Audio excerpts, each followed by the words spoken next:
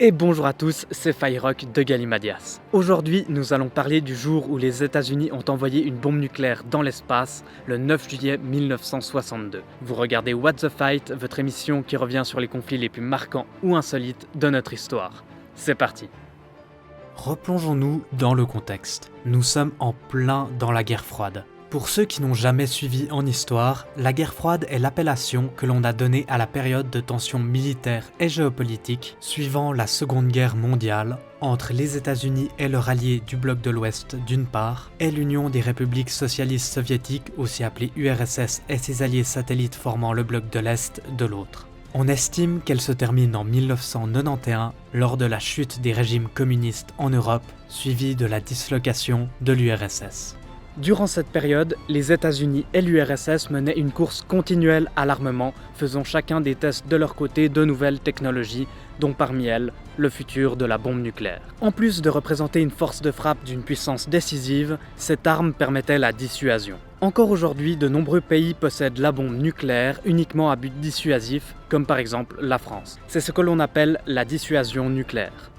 Cependant, en 1958, une conférence se déroulant à Genève entre les Britanniques, les Américains et les Soviétiques déboucha sur la décision de stopper les essais atmosphériques dans l'espace extra-atmosphérique et sous l'eau au nom de la sécurité.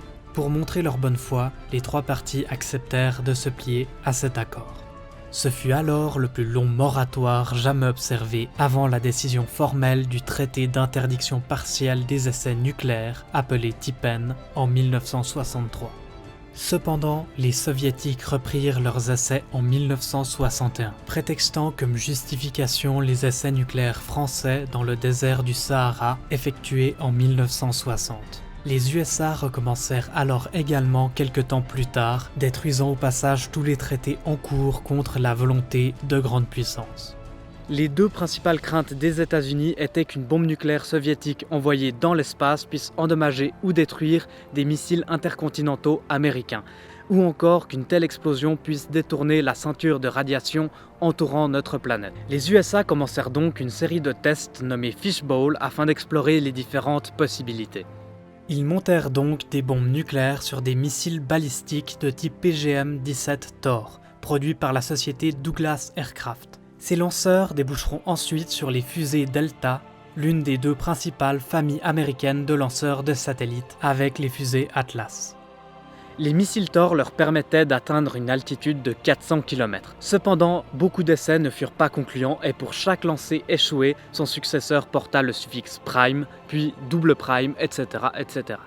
Par exemple, les lancers Blue Gale et Starfish, datant respectivement du 2 et 20 juin 1962, vont être annulés après le lancement de la fusée à cause de défaillances techniques. Dans le cas de Starfish, tiré depuis l'atoll Johnston dans l'océan Pacifique, le problème se situait dans le moteur de la fusée. En effet, ce dernier s'arrêta précocement pendant la phase de vol. Un ordre de destruction fut envoyé alors à la fusée qui atteignait une altitude de 10 000 mètres, neutralisant ainsi la tête nucléaire sans que cette dernière n'explose. Il fallut attendre le 9 juillet 1962 pour voir le premier essai concluant avec la non des moindres célèbre Starfish Prime. Cet essai avait 6 objectifs d'évaluation, les voici. Numéro 1. Les possibilités de destruction de missiles intercontinentaux produits par une détonation nucléaire à haute altitude. Numéro 2. Les différents effets d'une détonation nucléaire à haute altitude sur les systèmes radars. Numéro 3. Les effets d'une même explosion sur les systèmes de communication à longue portée. Numéro 4. L'étude poussée des caractéristiques de base ainsi que des fondements physiques d'une détonation nucléaire à haute altitude. Numéro 5. Les méthodes de diagnostic d'une explosion d'armes nucléaires à haute altitude. Et numéro 6. Les systèmes de détection de détonation nucléaire à haute altitude.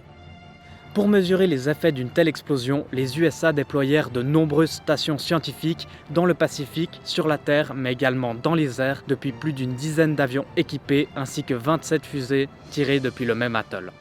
La fusée PGM-17 Thor transportait un véhicule de rentrée Mk4 contenant l'ogive thermonucléaire W49, fabriqué dans le laboratoire national de Los Alamos. Cette tête nucléaire avait une puissance de 1,4 mégatonnes. Cette fois, la fusée effectua la trajectoire convenue et la commande d'explosion fut donnée. La charge thermonucléaire explosa à 400 km d'altitude et à 36 km au sud de l'atoll Johnston. La détonation sera si puissante qu'on la verra jusqu'à Hawaï et Kwajalein, à plus de 2000 km du site de lancement. Si aucune des craintes des USA vis-à-vis du détournement de la ceinture de radiation ne furent confirmées, l'explosion fut bien plus puissante que ce à quoi les scientifiques s'attendaient. L'impulsion électromagnétique que produisit cette dernière créa une surtension dans une trentaine de lignes d'éclairage public de Hawaï à 1500 km de l'explosion. Cela fit sauter les fusibles de près de 300 installations de réverbères. Cet événement est souvent réutilisé afin de prouver la dangerosité des IEM. Mais il est souvent exagéré car, dans les faits, ces 300 réverbères ne représentaient que 1% de l'ensemble du réseau d'éclairage public de cette région de l'île et une seule liaison téléphonique par faisceau hertzien entre deux des îles a subi des dommages. De plus, les témoignages des habitants ne relatent que de faits mineurs tels que des portes de garage automatiques télécommandées qui se seraient ouvertes ou fermées toutes seules ou simplement des alarmes anti-intrusion qui se seraient déclenchées.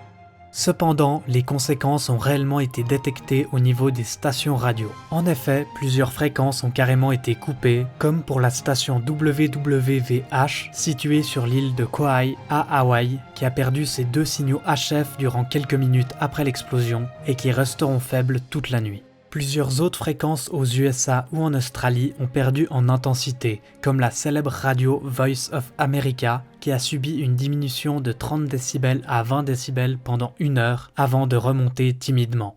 De même pour Radio Australie qui subit une lourde perte de puissance les 7 minutes suivant l'explosion. Mais l'effet qui effraya le plus la population fut sûrement l'aurore artificielle que l'explosion créa dans l'espace. Cette énorme traînée rouge fut visible de Hawaï jusqu'en Nouvelle-Zélande. De plus, de puissants champs électromagnétiques vinrent s'ajouter à la ceinture de Van Allen. En gros, la ceinture de Van Allen est l'ensemble de champs électromagnétiques entourant la Terre. C'est grâce à cette ceinture que nous pouvons admirer des aurores polaires. Starfish Prime fut de loin l'essai extra-atmosphérique qui créa le plus de radiation électromagnétique, ces dernières durant pendant de nombreux mois. Encore aujourd'hui, il est possible d'en mesurer le résultat.